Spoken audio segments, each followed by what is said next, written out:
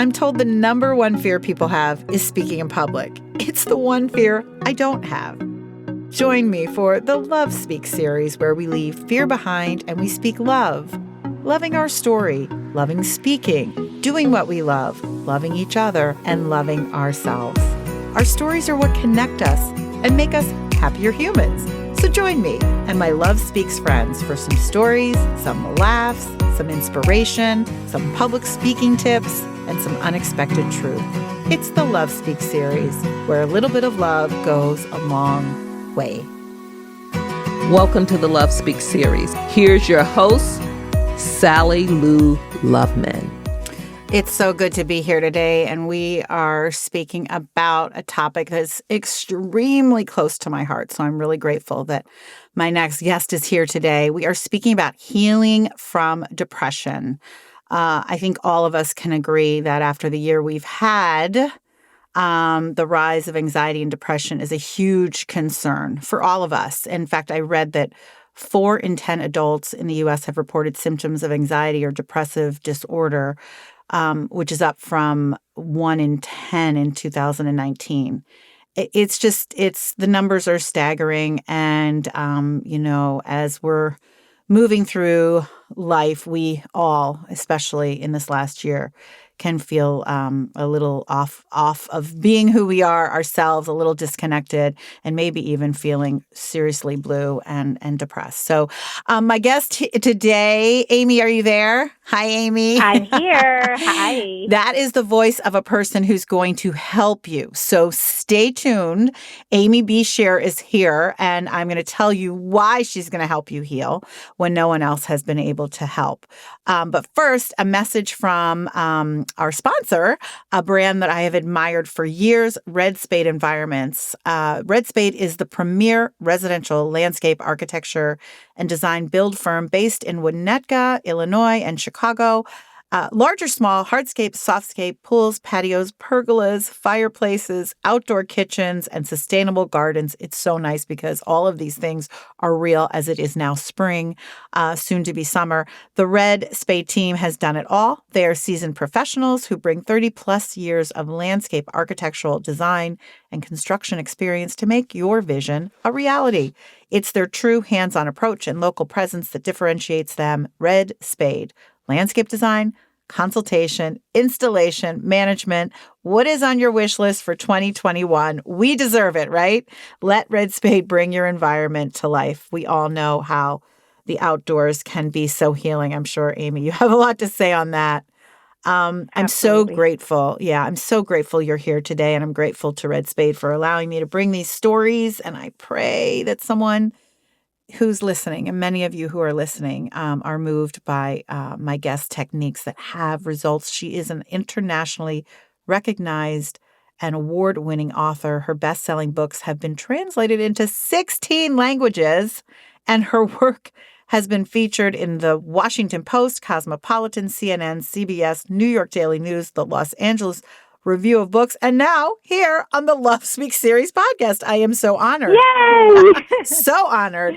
As an energy therapist, my guest teaches people how to release emotional baggage to help become their happiest, healthiest selves, which I know we can all agree that we need more of. Please welcome energy therapist and author of the new book, which I'm holding in my hands and will obviously be putting in the show notes, How to Heal Yourself from Depression When No One Else Can. And it's a self-guided program to stop feeling like shit. Amy B. Scher. Please welcome. Hi, Amy.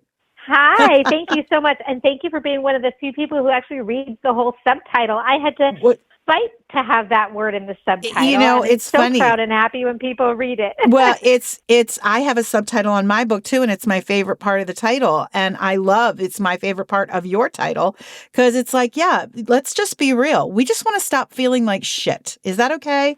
I know you had to use an asterisk absolutely. And not the I, but yeah. And my subtitle is,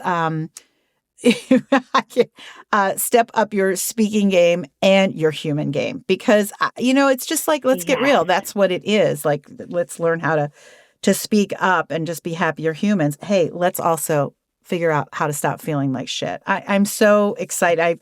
I've way too many questions for you.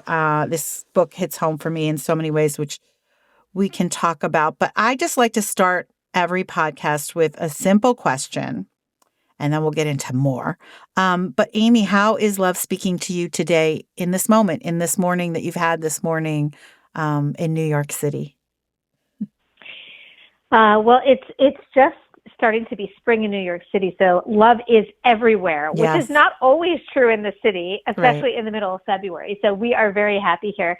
But love is speaking to me today in the way of just being grateful to be here with you and all of you that are listening. And I truly believe that love speaks to us in many ways, but really when we're together. Yes. And sometimes we echo it for each other. And so I'm excited to be here for that experience today. That is so true. Nothing like a good connection and community to just really fill the soul and heart up. And for so many reasons. And I think it's so cool that during this time of separation and pandemic that we've all managed to figure out new ways of connection. Like today, you're in New York, I'm in Chicago, and I'm feeling that connection with you, and it makes me feel so good. And I think if all of us can understand that we don't have to wait for this pandemic to be over to connect with people, that I would assume is one of your most, sure techniques to getting people to stop feeling like shit. Yeah, and it's connection with other people. And I think that we all really know that we need that in many ways. And you're right, we've become better in this last year of finding those ways to connect. Mm-hmm. But what I see people missing more is connection to themselves. Yes. That they don't have a true connection to themselves, and they've lost themselves somewhere along the way, in this thing called life, where there's so much stuff going on. Exactly. So as our connection to others and to tribe and to community is so important. Yeah. It's just as, it may be not more important, because there are times in our lives maybe we are physically distanced from others, which this year has showed us, but it's so important to stay or be connected with ourselves as well. I'm so glad you started with that, because I felt so aligned when reading your book, and I've been, cramming this book because I just sort of got it, and I've just been like, oh my gosh, and lots of highlights, lots of doggy ears, which I always think is like the best compliment you can give an author. So bravo to you. But I felt such alignment with you when you said that, when you wrote about what you just said in the book, because when I talk about speaking, I always say that our most important audience, people are so scared to get in front of an audience. People are scared to get in front of themselves. In order to be, a good speaker, you have to be connected to your audience. But your most important audience is you. And I always think that people, say, oh, I'm too scared to speak in public. No, I don't buy that. I buy that people are too scared to connect with themselves, because in order to be a good speaker, you have to be connected to yourself. And what you just said is, in order to feel good and connected with the world around you, you have to be connected with yourself. Is that the missing piece to healing? Is that like when you don't have a connection to yourself? Can you tell us more about that? Because I think it's really powerful. Yeah. So my perspective on depression, and this does not negate anything anybody is doing with their doctor or has learned about depression, or if there's, some chemical imbalances or hormonal imbalances that need to be worked out. So what I'm about to say does not negate that sometimes things are going on in the physical body that can be helpful to be addressed. But what I've seen and what we know is that even though medications and therapies for depression are getting better, depression is getting worse. The trend of depression is getting worse. So clearly that isn't the only answer, which is why I'm just here. Got chills. That is that is so true. Everything's getting better, but the numbers are rising. Right. And that tells us there's a deep misalignment between how we see depression and how we treat it, Yeah. and what it might really be. And so I believe even when there are hormonal imbalances or physical imbalances or whatever may show up in blood work and scanning and such, and I believe this for physical illness too, that there is something deeper within the emotional landscape within us that is stressing the body or putting pressure or stress on the immune system, the nervous system, to the point where those things are showing up at a chemical, hormonal, biological level. But that doesn't mean that's all what it is. There's this unseen aspect of ourselves, which is the core of who we are. And that is the part that I see people sort of lose their tether to, the core of who they are. And it's nobody's fault. This world that we live in and the pressures we put on ourselves and the societal pressures are a lot. And so sometimes we can get buried under trauma, under our day-to-day lives, under our expectations, under others' expectations of us.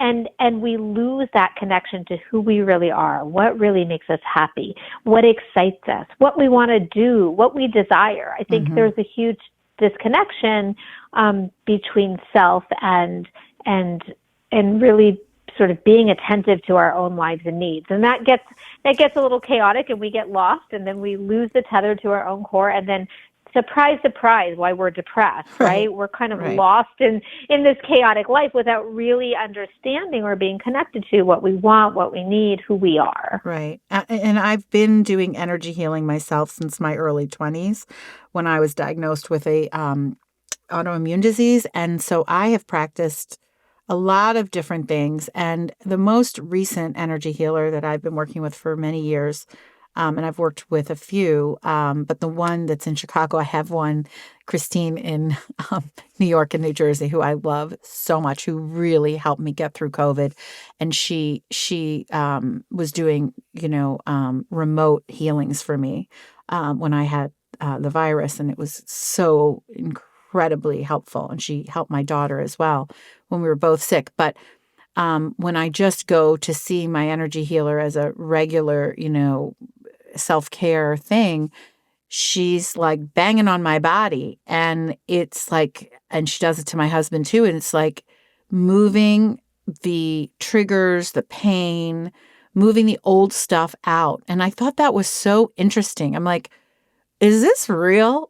like what? And she's like, yeah, and you say in your book, it's not, depression isn't just in your head.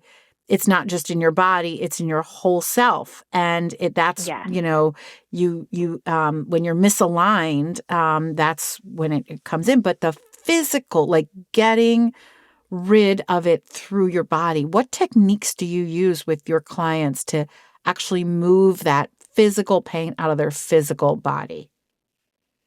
So I use all self-application techniques, which means you could do this in the middle of a pandemic when nobody could get to you, when you can't, can't go to somebody. And like you just mentioned, many healers do remote work, which is so amazing how they connect to your energy and sort of do the work through themselves for you. I, however, do something totally different. All of my techniques are not done by me. I'm not a healer. I am somebody who teaches people how to use techniques to heal themselves. I love that. So I did used to do in-person sessions, but I never touched anybody. I never did any hands-on work. And all of my techniques are used for yourself, on yourself, by yourself, with no tools or anything. So one of the techniques that I use are various types of tapping, which many people know emotional freedom technique tapping, which is tapping on acupuncture points on the face and the body to release stuck energy in your energy pathways. So I use EFT, but I also use several other tapping techniques in which you tap on different parts of the body, which are all attached to certain emotions, certain organs, glands, and muscles. And when we do tapping in a very specific way on those body parts, we can release or mobilize stuck energy that's there. And the reason we want to move energy out of the body is because we all have an energy system or an energy body that is interlinked or intertwined to our physical body. And so when we are feeling symptoms in our physical body, research has shown that energy imbalances can be detected in the energy body long before physical symptoms come up, which means they could be the root of the issue. And so when we clear energy blockages from various parts of the body, we are clearing energy that, if left there, may eventually or may already be affecting the organs, muscles, and glands in that area. So if you clear energy from your abdomen, we don't know if that energy has been sitting there sort of radiating to, your stomach and your colon and maybe throwing off their balance and causing physical symptoms. Right. So that's why it's so important to get the energy out of the body, because what's in your body? All the stuff that ends up hurting when your body's not clear. Right. So that's sort of the link that a lot of people don't understand. What does energy have to do with my physical symptoms? And not everybody who has stuck energy has physical symptoms. A lot of times it comes up as anxiety, depression, those types of things. But most people, especially with depression, do have, body aches, stomach aches, whatever it may be. Right. And you really have to wrap your head around that, because you're like, wait, what? Like, okay, I'm meditating, I'm working out, I'm eating healthy, I get massage, I do acupuncture. Wait, now I got to move my energy out of my chakras. What? But it's so effective, and the way you're explaining it makes so much sense to me. But if someone's listening and hasn't done it before, it's like, what are you talking about? Yes, and it does sound a little bit far out. It's so interesting. A little bit over 10 years ago when I started this work, it was like I had chronic Lyme disease and many other autoimmune challenges. I want to hear your story of what brought you to this too. So please include that. Yeah. So I had my own very long, decade-long healing journey from Lyme disease, autoimmune disease. I had all kinds of things. And that's what sort of brought me to the energy therapy or the energy work. Me too. But essentially, I lost my train of thought. We were sorry, I'm interrupting you. I'm like, me too, because I'm like, that's what brought me to energy work. Yeah. Oh, I know. Okay, now I remember. So when I started the work, it was like doctors were like, "What? I don't know. Okay, that's fine if you want to try that." It was kind of a thing that was like that not a lot of doctors, especially mainstream doctors, understood. Right. The more natural or alternative practitioners, of course, did. But now it's so interesting because now, more than 10 years later, where I am, most people who get referred to my work are referred by doctors. In fact, I teach this work at some of the major hospitals in New York City and other areas, and they're calling me to come in. So I think there's been this huge shift in the past decade from, we don't know what that is, it sounds too crazy, to, wait, we're really now understanding that when something goes wrong in the immune system, in the nervous system, in the digestive system, that stress has an impact. Right. And stress, as most people understand it, is, stress for getting the kids off to school, stress from work, but stress, the real deep-seated stress that has a negative impact on the body, are the things that I talk about and walk people through working with in the book. It's trauma, it's beliefs, it's being a perfectionist or a people pleaser, it's emotional patterns. Those are the things that doctors are catching on to as far as, wait, it's not just, I'm worried about packing 4 kids' lunches to go to school, or I'm worried about, something due for work on Friday. It's the stuff, it's the emotional baggage, the deep-seated emotional baggage that really does, when we carry it for too long, cause stress on the body. And when the body starts to become stressed and burdened over a long period of time, it can kind of break down and start to have things go wrong. And doctors are really putting together the idea that, wait, mind and body are not as separate as we Not thought. at all. There's the mind-body, not mind and body. And it's been so interesting for me to watch how many people come to my work, or how many doctors write me and say, oh, I sent, a patient to your work, or can you come talk to my clinic, or whatever it is, because they're seeing a difference when people do this work. And that's what we needed. And all the credit, I think, I love to give doctors credit, but all the credit for this goes to patients, because what patients have been doing is saying sometimes what doctors are doing, which is all they can do for me. They're trying everything they can, but it's not enough. And so I'm going to seek my own ways, and they're finding resources. And then they're coming back to their doctors and they're sharing, and they're saying, this is why my blood tests are looking better. This is why I'm less depressed. And these doctors have listened. And over the years, this has become so much more normal. Thank goodness. Right. It's normalized. We need that. Yeah. All this integrative work is normalized. And I remember a friend of mine I used to have to run from our workouts. We worked out together, and I'd say, oh, I got to go do Reiki. My Reiki master's coming over.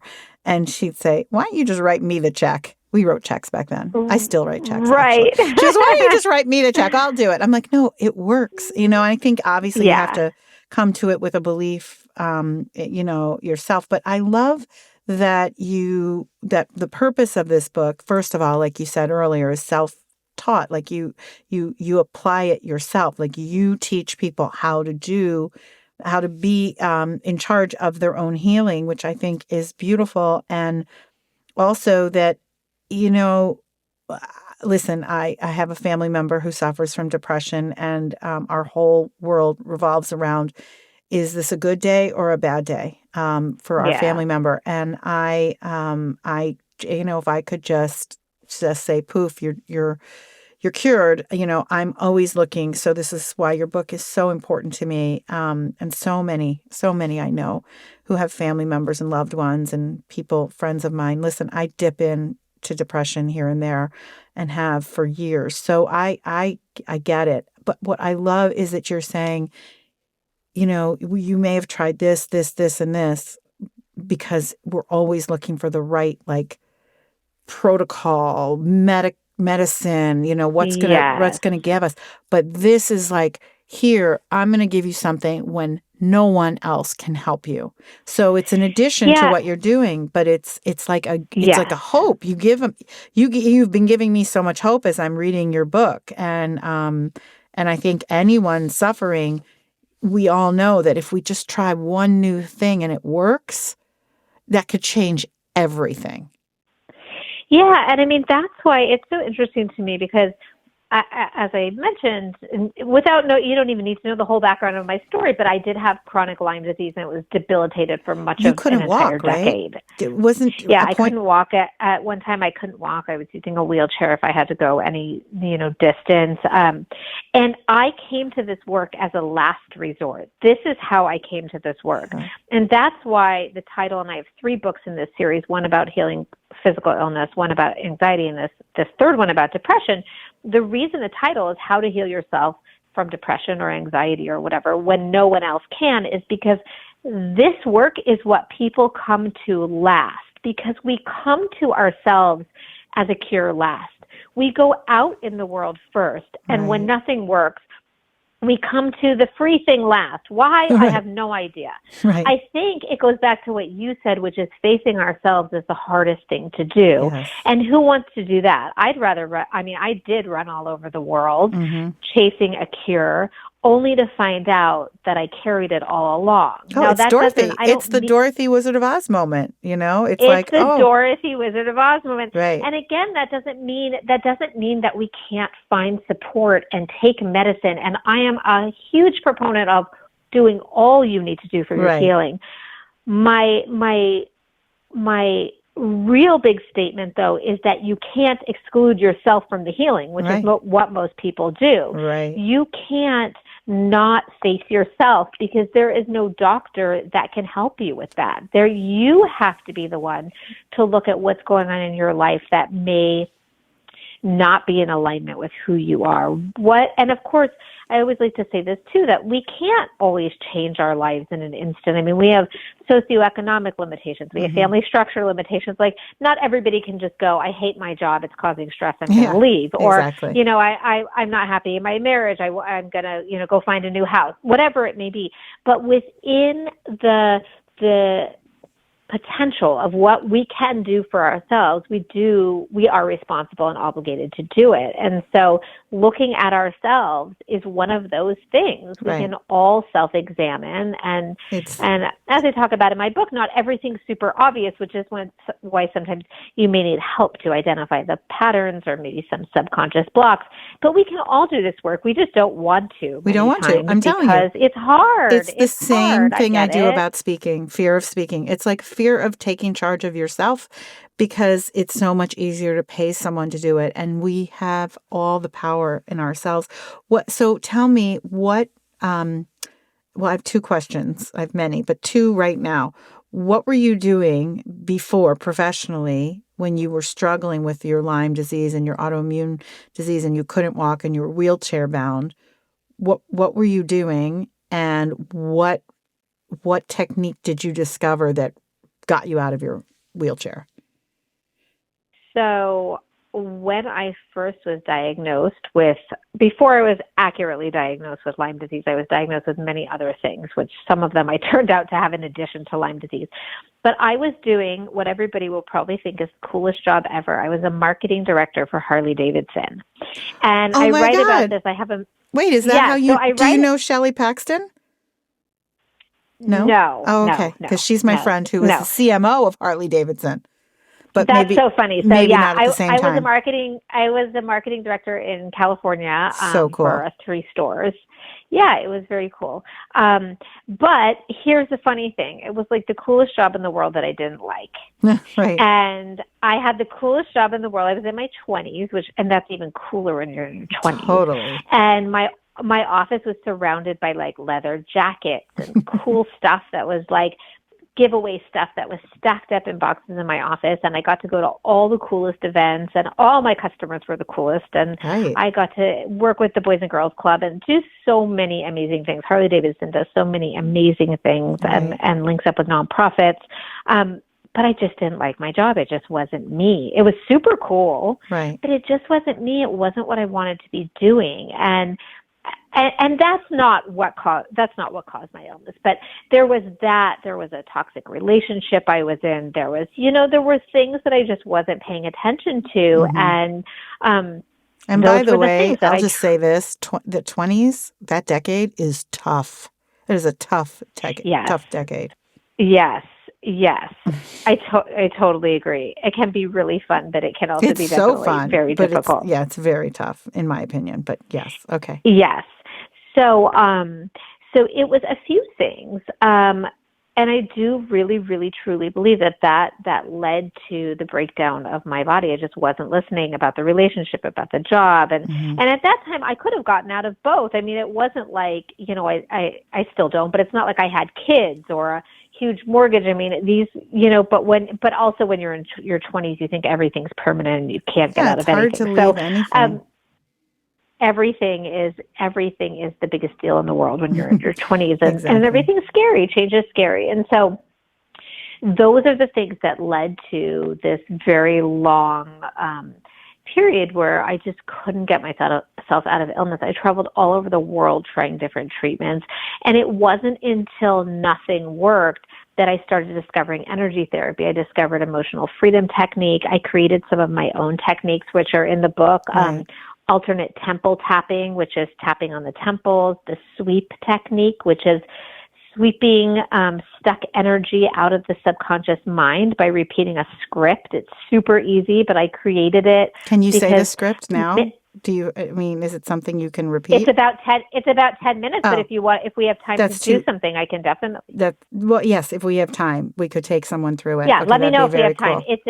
It's about 7 to 10 minutes because it's a fill in the blank script where you fill in the blanks with things that you want to release. So fear, stuck energy, the belief that I'm not good enough or I can't do it. And in my book, I walk people through what you need to release to heal from depression. But, I used all of these techniques, and it didn't happen overnight, but slowly but surely, I started to release this heavy burden of this emotional baggage on my body, and my health really, really began to transform.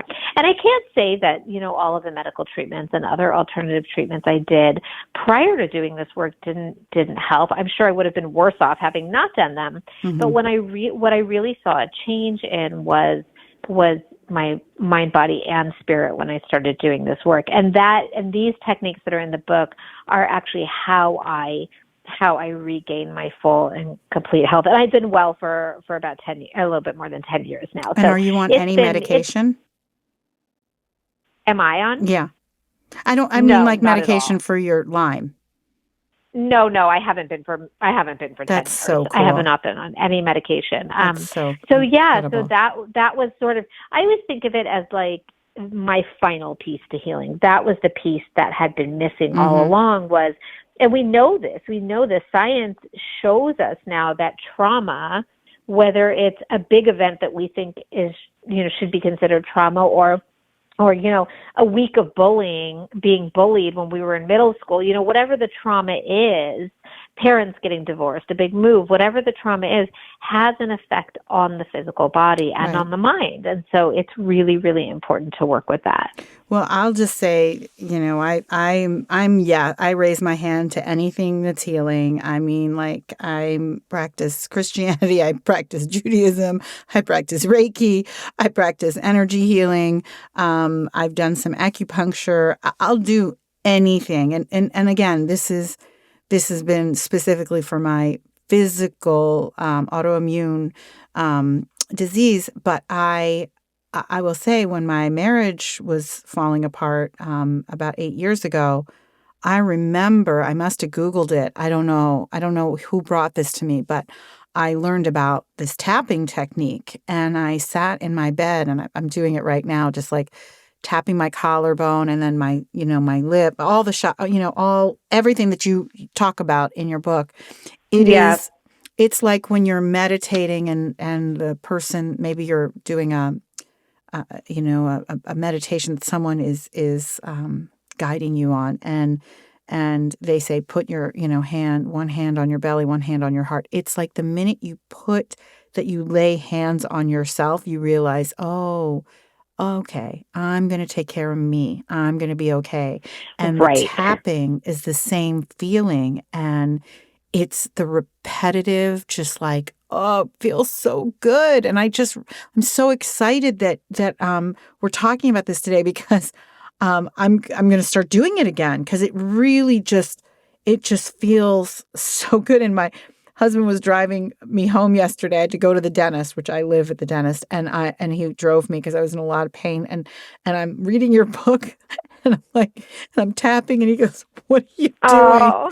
I'm like, I'm tapping, and it's like it feels so good. So thank you for making your own techniques, on top of the EFT technique that has been around for, I guess, a long time. I don't know how long. But I sort of stumbled on this. And so I think anyone listening who is struggling with anxiety or depression, sometimes repetitive, like behaviors, like a mantra, you repeat a mantra, it's so soothing. Tapping has really just, it's like, it's effective immediately, in my opinion. Is that how you feel? And for many people, it is effective immediately. And there are studies on it now that show, tapping, it does feel good, but it doesn't just feel good. It's actually, the reason you're feeling good is because tapping can lower cortisol levels. So it can actually lower that stress hormone by a significant amount. So tapping is comforting, and it is really great self-care, but it's also having there's a physiological shift that happens in your body when you tap, which is actually healing, which is lowering your heart rate, which is bringing down cortisol levels. They use EFT in veterans programs for people with PTSD because it's shown in studies to reduce PTSD symptoms and to reduce cortisol levels. So it can be used for so many different things, from physical pain to trauma to being scared to go to the dentist, which I can relate to, and I think a lot of people can. I'm laughing because my two of the biggest fears are speaking in public and going to the dentist, and like those are the only two fears I don't have, and I'm scared of everything else. It's so silly. But yes, tapping would help those who are scared for both, for anything. It's just it's like, I say to people, when you are connected to yourself and your story and you take the stage, you feel like a friend is holding your hand, so you're not scared, and that friend is you. And you're saying pretty much the same thing. Like, if you are depressed, if you're suffering from anxiety, the missing piece to healing is connection and alignment with yourself and who you are. And so when you are connected to yourself, then you feel probably like someone's holding your hand, and that person is you. Yeah, absolutely. And the interesting thing is, and I'm sure some of our listeners will be able to relate, when I was going through my own experience with depression and anxiety and chronic illness and just feeling so overwhelmed, you know what freaked me out more than anything? What? That when I was freaked out, I would have to wait for my doctor to call me back. That my reassurance and my solution was always waiting for someone to call me back or waiting for an appointment. And the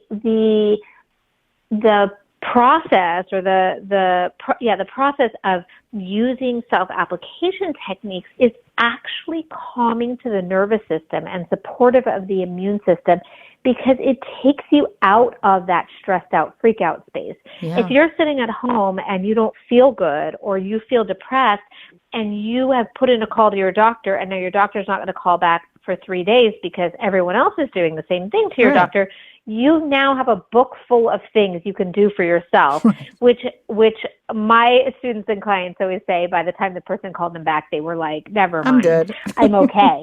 But just knowing you have the tools and techniques to help yourself is hugely supportive to the physical body and to the mind, because you don't feel alone, out of control, unable to do anything to help yourself. You actually are able to do quite a bit for yourself, which is incredible. I mean, your book is proof of that, and your story is proof of that. And it's interesting. It's like the chicken or the egg. It's like, well, you've got these feelings and nothing's working. You've tried. Well, why don't you just bet on yourself and try these things that you can actually provide for yourself? It's so simple, and it's so distant from the way we think as humans, because like you said, people are chasing someone to come in with that sweeping, okay, now take this pill, you'll be fine, or do this and you'll be fine. With so much uncertainty in the world, and this past year that we have gotten through, and it has been a year of loss and mourning, with over 550,000 lives lost in just our country. How have your clients changed? How's your practice changed with this pandemic? I mean, are you just seeing a rise in this in your own community? Actually, this is such an interesting question. Thank you for asking it. In my own community, my students and clients are doing better than anyone I know. Why? Good. Because they've been using these tools for so long, and you probably know this, having experienced, an autoimmune condition, where they already have these tools. Most of them have been using these tools for years. And when the pandemic hit, they were already used to being isolated. They were already used to being, uncertain about their future. None of this is new for any of my clients or students. And so I feel like they've been able to really rise to the occasion, and actually even sometimes help people around them.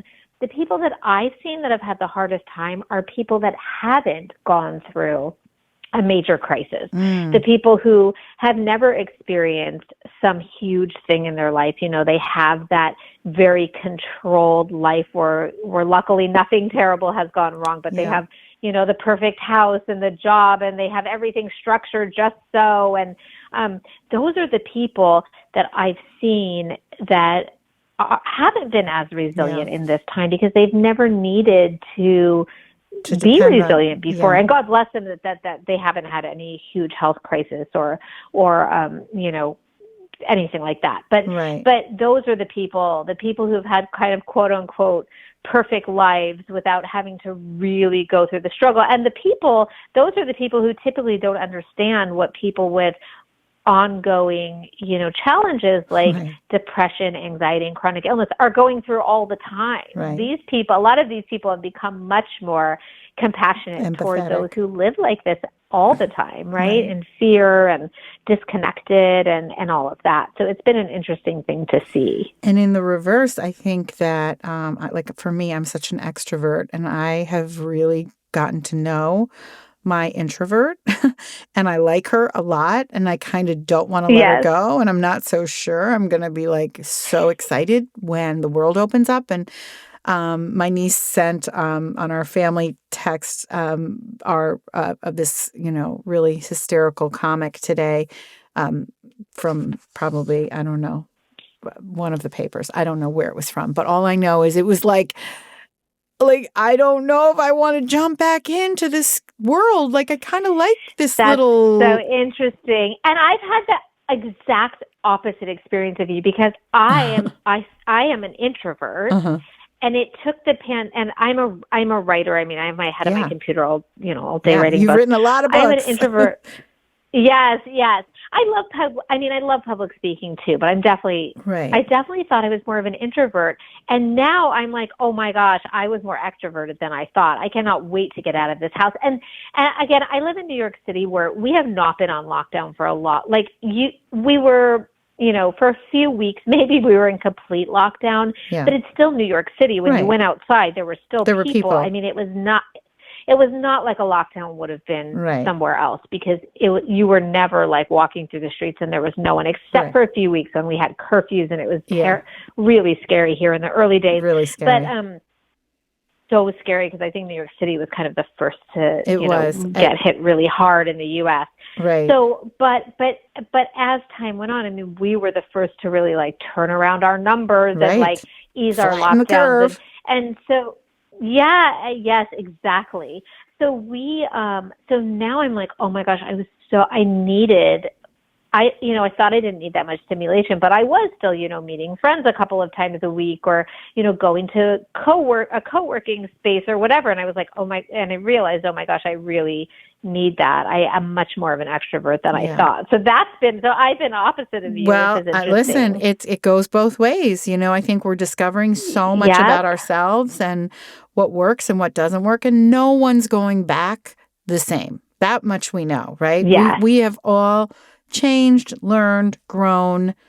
We've lost a lot. We've gained a lot. So it's just there's a lot of hope, obviously, as people are getting vaccinated and spring is here and the warm weather is here, and it's like wonderful. That part I love. I can't wait to hug my mom really hard. I've been with her so much safely, but like I just want to really like hug her without being terrified, right? And how can you speak on that, Amy? Like the physical touch, like how is that affecting people with their anxiety and depression?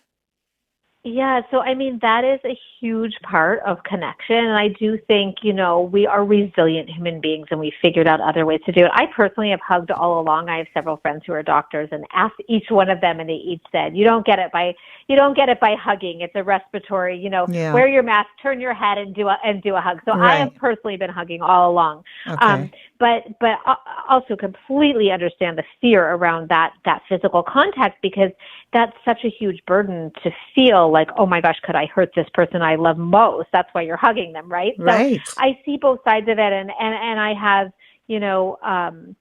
have just told people to, look people in the eyes, do as much, visual connection as you can to offset not having that physical connection. And then also, I'm always like a cuddly blanket and pillow person, but you can also get that sort of warm, cozy feeling. It's not the same as hugging somebody, but like wrapping yourself up in blankets and being cozy, like in your own space, just to get that sort of tactile, that sensory stimulation. Right. And I think that you just hit it on.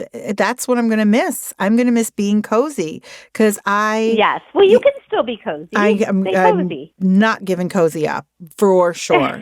And our dogs and cats are probably like, what is happening? Why are you leaving? Yes. And my dog is like, we're not going to change. You're going to stay with me forever.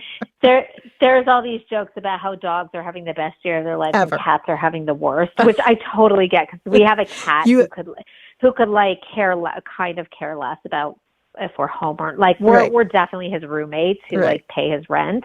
But dogs are probably like having the best year of their life, and cats are like, when are these people going to leave the house again? That's really funny. That's really true and funny. That is hysterical. Well, what if someone's listening right now and like, okay, I've tried all these things. Like, what is the first thing? It doesn't have to be a technique, but what is the first thing a person can do who is feeling blue, who is feeling like they might have depression, who's feeling like they've been diagnosed, they've had depression? Like, what can you tell me that's new? I've tried it all. What is that number one thing, first thing someone can do to try a different approach? So let me teach a really quick technique because it's so quick. Good. I might as well, right? Everybody's sick of advice. I'll teach something that we can actually do to feel better. So the first thing is just to make a tiny, what I call a micro movement. Try one tiny thing. I know so many people get overwhelmed because they're trying to go from feeling like shit to not being depressed, to being happy. It's too big of a jump. Big, right. I know people who are depressed who try to, they say that they're going to get out of bed and go to the supermarket. That's too big. Try to get out of bed and go to the living room first. So do the next smallest thing you can think of to get from where you are now to the next best place. That's what I recommend. Yeah. And one of the techniques that can help you do that is alternate temple tapping. And I teach the full version of this technique in How to Heal Yourself from Depression and When No One Else Can. But let me teach it to you now. Okay, everybody's put your joining fingertips in. On your temples. I'm joining in. I'm doing it. Okay, yep. Put your right fingertips on your right temple, which is on the side of your eye, and your left fingertips on your left temple. Now, while you hold your fingers here for a second, let me just tell you why we're putting our fingers here. This area has an energy pathway that's linked to your fight, flight, or freeze mechanism, which is the mechanism that goes into effect when you're stressed, that can make you either feel panicked or totally stuck. And totally stuck is more of the energy pattern I see in depression. But your fight, flight, or freeze mechanism is not only linked to your energy system, but also linked to your physical body. So we are going to be tapping here to help calm the fight, flight, or freeze response.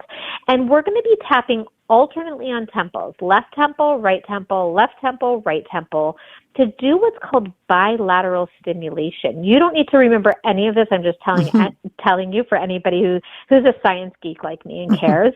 Bilateral stimulation helps us use both sides of our brain, which has shown to help us regulate stress better and release trauma better than if we just tapped on one side of our face or body.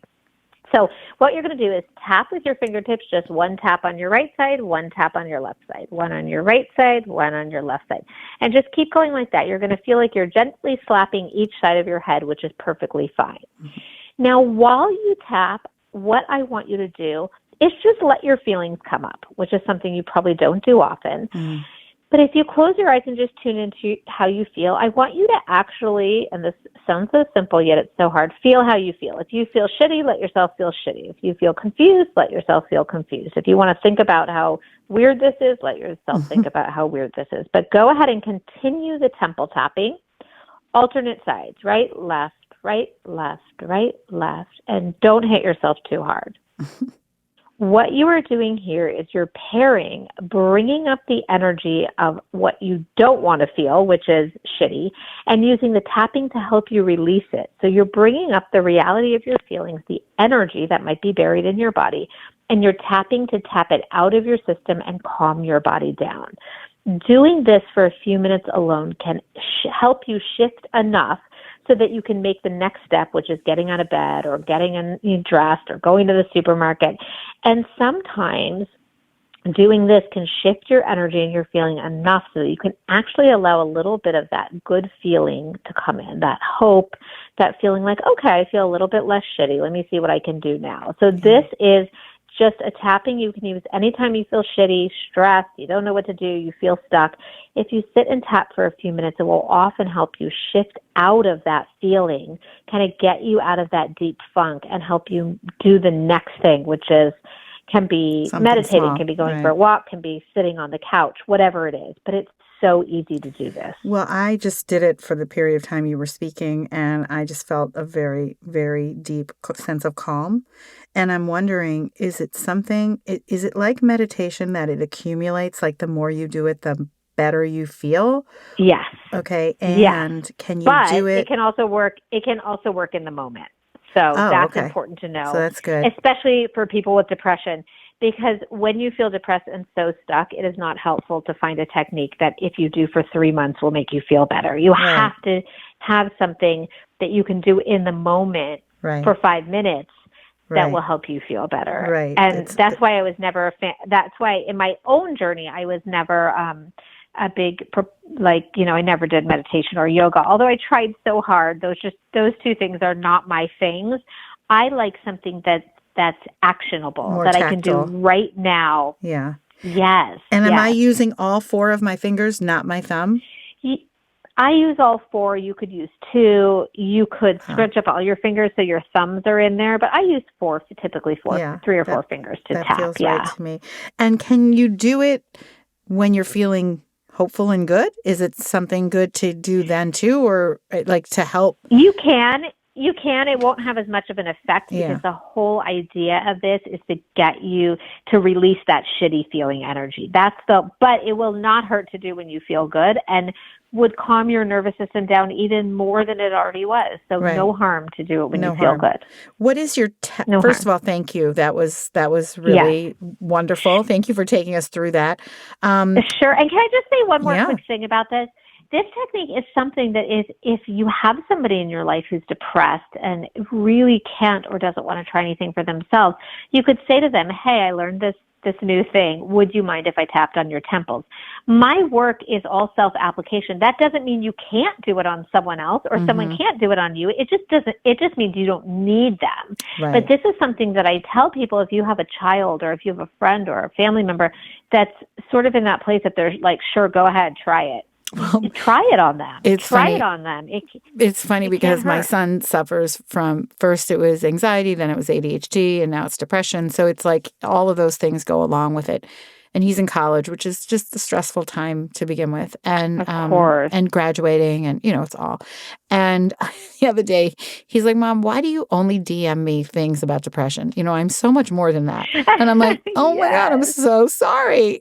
Because you have mom brain and you want to help him. Right, I want to help him, and I cannot wait to go get to his temples and start tapping him. And I have 2 copies of your book, so I'll be sending him a second copy. But it is true, awesome. As the people who are the ones watching our loved ones struggle, and it's really, really, really, really, really gut-wrenchingly hard, and we want to come in and fix everything. And I think it's really wonderful what you said, like how we can offer these techniques without it feeling overwhelming, with just saying, hey, here's something new I heard about. I tried it myself. It felt really good. It won't take much time because when you are under that deep, deep, deep feeling of depression, everything it feels like is on top of you, weighing you down, that if you added one more thing, you're like, I have 700 texts to return and 400 emails. I'm not tapping. So it's just, it it's a nice way of being able to just say, here's something little and small that you can do. Yeah, 5 minutes. Try it for 5 minutes. And people, people who are experiencing depression, you can't get them to, I mean, maybe you can if you're some kind of hero, but you can't get them to a yoga class. You can't get them, when I was sick and when I went through my own experience with depression, the last thing I wanted to do was close my eyes in silence and be with my physical and emotional pain. Like I couldn't meditate. Right. And there are people who get through depression using meditation techniques. So that's amazing. But if you're one of those people that are out there feeling bad because you can't meditate, you don't want to do yoga or whatever, there are other ways. You have to find the way that's right for you, that's doable for you, because guess what? Nothing works if you don't do it. Right. And the thing that will work is the thing that you can do and you feel good about. And so I hope that, I offer several techniques in my book. And even if you don't love them all, it doesn't matter. Try to pick two and work with those. You don't have to love everything. And just know it can be enough. Exactly. Look, just the tapping alone on the temples besides all the other chakras are just like, it's like, oh, I have the power to do that. Let me do that for 5 minutes. Let me try. Wonderful. Yes. It's wonderful. It's like having, whatever it is that makes you feel more connected to yourself. Maybe, a warm cup of tea or a yoga practice, or for me, meditation always brings me right back home.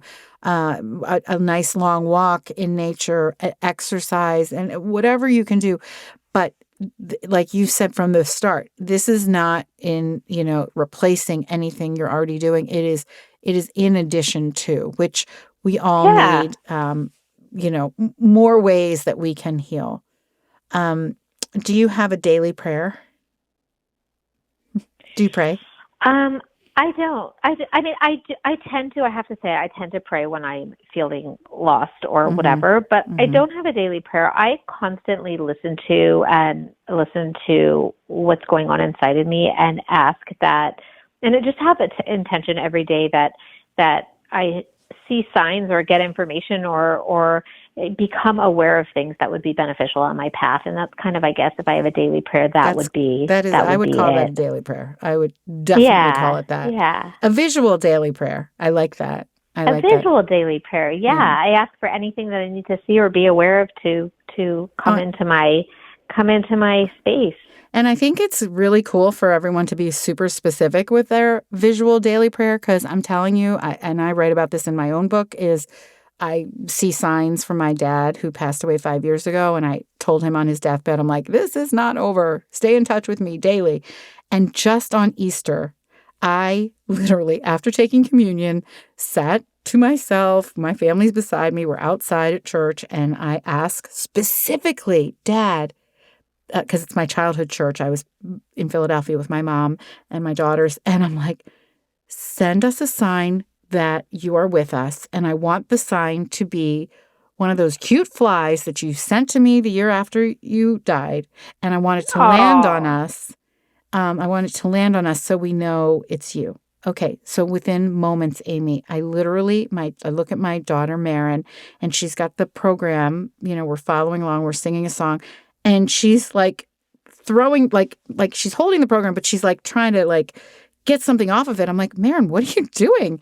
And she goes, this fly, it just landed on me and it won't leave. I was like, he worked so fast. Oh my God. Your dad worked so fast. I started to cry. I'm screaming. She's like, what is going on, Mom? And it's happened before, but I was so specific with the ask. And it was April, so there's no flies, nothing. There was no fly anywhere.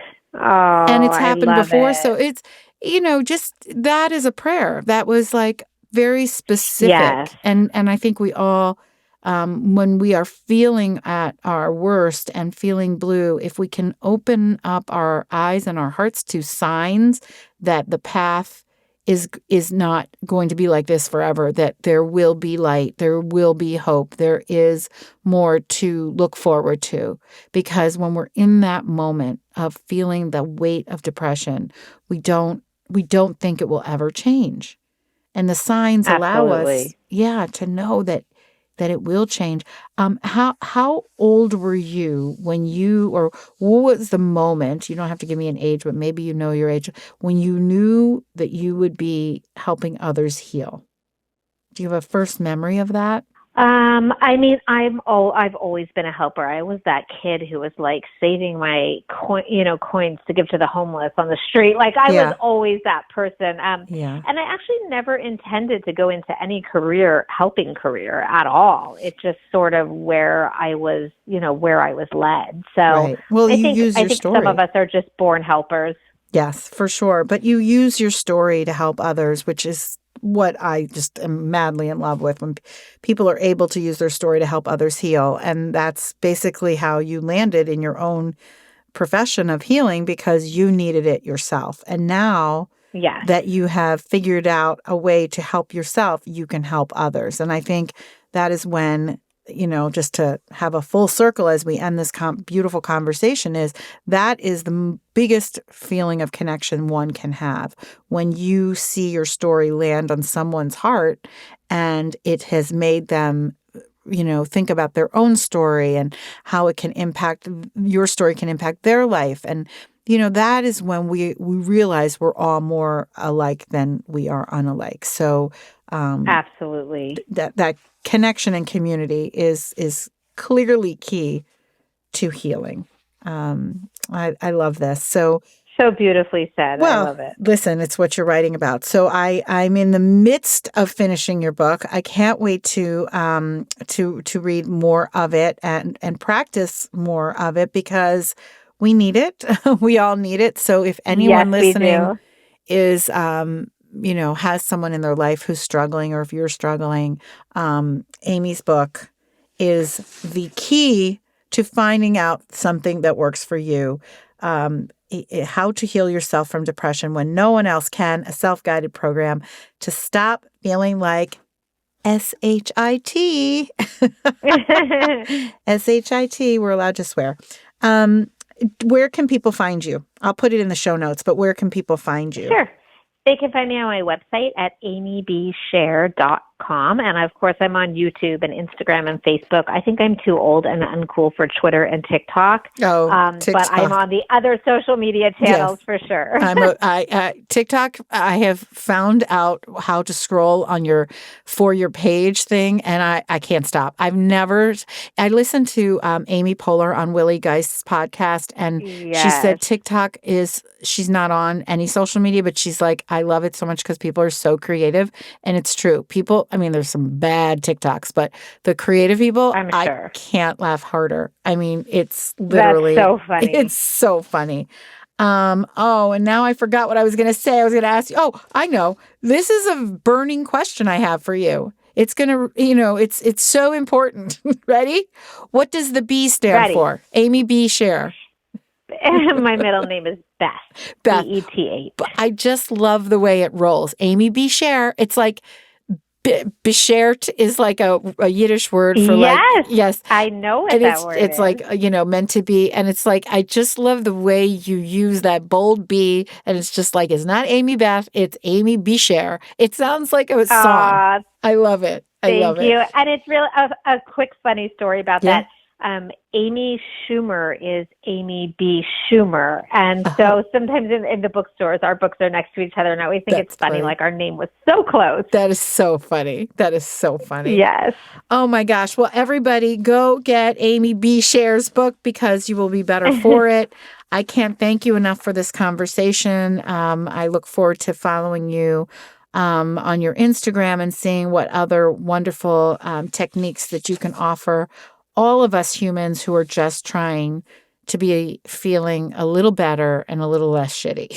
So thank you for having me. It was my pleasure. I enjoy your day in New York City, and try to get your cat to hang out with you and Cuddle. I'm going to try to kick you out of the house. I love it. Amy, thank you so much. Your Love Speaks. I can't thank you enough for taking the time to be here on the Love Speaks series podcast with all your busy things that you do. So thank you so much. I hope some people have really benefited, and I know they have, from your words of wisdom and your techniques. Thank you so much. Thank you so much. Okay. Thank you. Take care. I have loved speaking with you today, and I want to speak with you more. So follow me on all of my social platforms at Live Love Speaks on Instagram, Twitter, and Facebook. And if you want more stories like the stories we speak here on, the Love Speaks series podcast, go to lovespeaks.com and pick up a copy of my new book, Speak. Love your story, your audience is waiting. To step up your speaking game and your human game. Check out my blog while you're there. Sally Lou Loveman is a mom, speaker, author, former audience producer for The Oprah Winfrey Show, and founder of Love Speaks. Each week, Sally Lou and her crew have a conversation about how love speaks in their lives and how it can speak in yours. From kindness to composting, no topic is off limits. If you need a community to kickstart your heart, you need the Love Speaks series. Thanks for listening. Your Love Speaks.